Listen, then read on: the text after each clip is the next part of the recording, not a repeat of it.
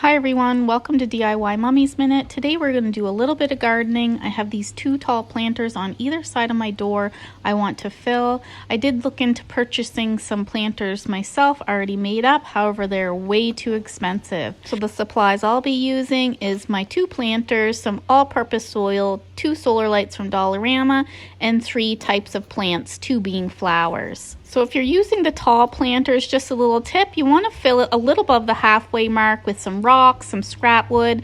I've even used some plastic bottles just to fill dead space. You don't want to waste your soil. When you're picking your plants for your planters, I usually try to follow the rule, the thriller, the filler, and the spiller.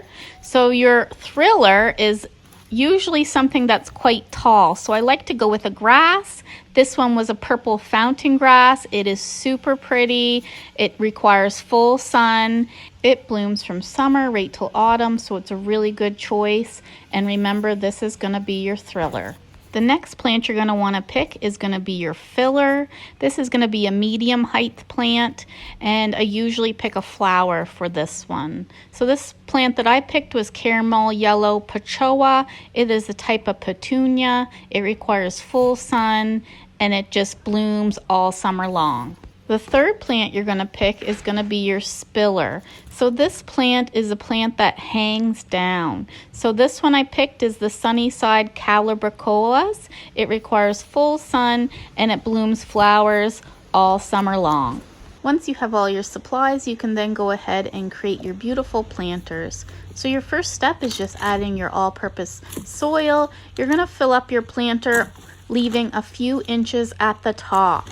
So once you have your soil in place, you can then go ahead and just rearrange your plants how you want them while they're still in their pots. And then once you figure out how you want them, you can then take them out of their original pots and add them to your planter, kind of tucking them into the soil, just the bottom parts.